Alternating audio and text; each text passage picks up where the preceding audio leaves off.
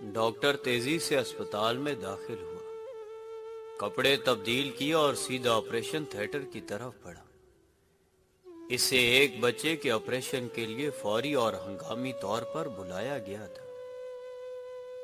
اسپتال میں موجود بچے کا باپ ڈاکٹر کو آتا دیکھ کر چلایا، اتنی دیر لگا دی، تمہیں پتہ نہیں میرا بیٹا کتنی سخت اذیت میں ہے، زندگی اور موت کی کشمکش میں ہے، تم لوگوں میں کوئی احساس ذمہ داری نہیں۔ مجھے افسوس ہے میں اسپتال میں نہیں تھا۔ جیسی ہی مجھے کال ملی، میں جتنی جلدی آ سکتا تھا آیا ہوں، ڈاکٹر نے مسکرا کر جواب دیا۔ اب میں چاہوں گا آپ سکون سے بیٹھیں تاکہ میں اپنا کام شروع کر سکوں۔ میں سکون سے بیٹھوں؟ اگر اس حالت میں تمہارا بیٹا ہوتا تو کیا تم سکون سے بیٹھتے؟ اگر تمہارا اپنا بیٹا ابھی مر رہا ہو تو تم کیا کرو گے؟ باپ غصے سے بولا۔ ڈاکٹر نے پھر مسکرا کر کہا، ہماری مقدس کتاب کہتی ہے کہ اللہ تعالیٰ قادر مطلق ہے، وہی قیوم و غفور الرحیم ہے۔ ڈاکٹر کسی کو زندگی نہیں دیتا، نہ کسی کی عمر بڑھا سکتا ہے۔ آپ آرام سے بیٹھیے اور اپنے بیٹے کے لیے دعا کریں۔ ہم آپ کے بیٹے کو بچانے کی پوری کوشش کریں گے، بس ان کی نصیحتیں سنو، چاہے ان کی ضرورت ہو نہ ہو۔ بچے کا باپ بڑبڑایا۔ آپریشن میں کئی گھنٹے لگ گئے، لیکن بالآخر ڈاکٹر جب آپریشن تھیٹر سے باہر آیا تو اس کے چہرے پر مسکراہٹ تھی۔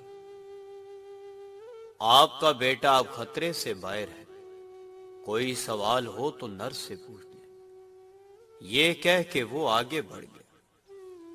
کتنا مغرور ہے یہ شخص، کچھ لمحے کے لیے بھی نہیں رکا کہ میں اپنے بیٹے کی حالت کے بارے میں بھی کچھ پوچھ لیتا۔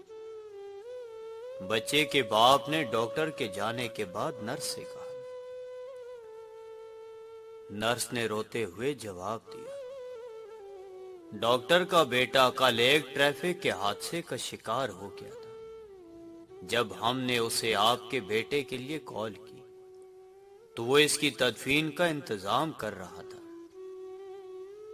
اب جب کہ اس نے آپ کے بیٹے کی جان بچانے کا قرض ادا کر دیا ہے تو وہ اپنے بیٹے کی تدفین کے لیے چلا گیا ہے۔ کبھی کسی پر بیجا تنقید نہ کرو، کیونکہ تم نہیں جانتے کہ دوسرے کی زندگی کیسی ہے اور وہ کن مشکلات میں مبتلا ہے۔ تمہیں نہیں پتا کہ وہ تمہارے کام آنے کے لیے کتنی بڑی قربانی دے رہا ہے۔ معاف کر دیجئے، آئندہ ایسا نہیں ہوگا۔ ایک ایسا جملہ ہے جو سخت سے سخت غلطی کو بھی چھوٹا بنا دیتا ہے، سنگ دل سے سنگ دل انسان کو بھی موم بنا دیتا ہے، بڑی سے بڑی آگ کے لیے پانی کا کام دیتا ہے، ظالم کو رحم پر مجبور کر دیتا ہے، دشمن کو دوست بنا دیتا ہے۔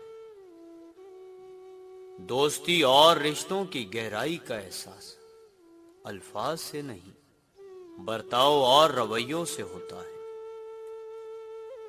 دکھاوے کی خوبیاں خامیوں سے بھی بدتر ہوتی ہیں۔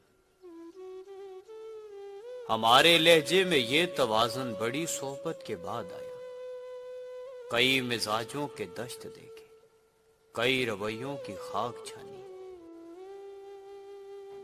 کچھ باتیں سمجھانے سے نہیں، خود پر بیت جانے سے سمجھ آتی ہیں۔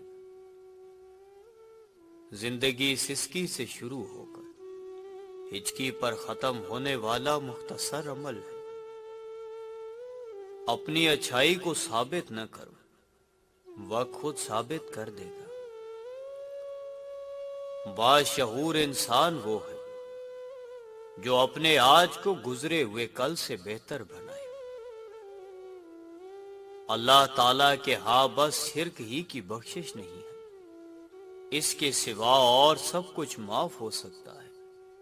جسے وہ معاف کرنا چاہے۔ جس نے اللہ تعالیٰ کے ساتھ کسی کو شریک ٹھہرایا تو وہ گمراہی میں بہت دور نکل گیا۔ 3 لوگوں کو کبھی نہ بھولنا۔ نمبر 1، جس نے مشکل میں ساتھ دیا۔ نمبر 2، جس نے مشکل میں ساتھ چھوڑا۔ نمبر 3، جس نے مشکل میں ڈالا۔ جو دل میں بغض رکھتے ہیں میں ان اپنوں سے ڈرتا ہوں۔ حرف حرف رٹ کر بھی آگاہی نہیں ملتی، آگ نام رکھنے سے روشنی نہیں ملتی۔ آدمی سے انسان تک آؤ گے تو سمجھو گے کیوں چراغ کے نیچے روشنی نہیں ملتی۔ حال چال پوچھنے کے بعد جب لوگ آپ کا پیشہ پوچھتے ہیں تو ان کی مراد یہ ہے کہ آپ کتنے پیسے کماتے ہیں تاکہ اس حساب سے آپ کو عزت دی جائے۔ بڑی منزلوں کے مسافر چھوٹے جھگڑوں میں نہیں پڑتے۔ برائی دعا پر سے اعتماد اٹھا دیتی ہے، اور جو دعا کے قریب نہیں جا سکتا وہ خدا کے قریب نہیں جا سکتا۔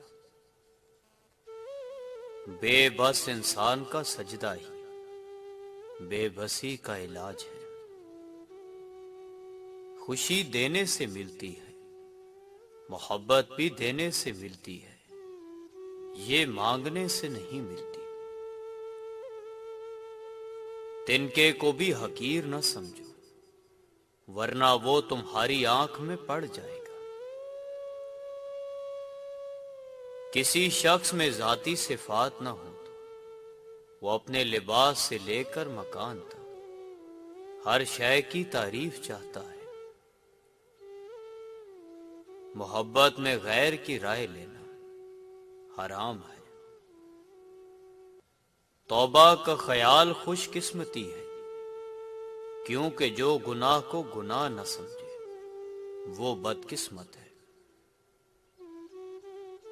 کچھ لوگوں کے لیے مصروف زندگی سے وقت نکالنا پڑتا ہے اور کچھ لوگوں سے دل سے نکالنے کے لیے زندگی کو مصروف کرنا پڑتا ہے۔ حال چال پوچھنے کے بعد جب لوگ آپ کا پیشہ پوچھتے ہیں تو ان کی مراد یہ ہے کہ آپ کتنے پیسے کماتے ہیں تاکہ اس حساب سے آپ کو عزت دی جائے۔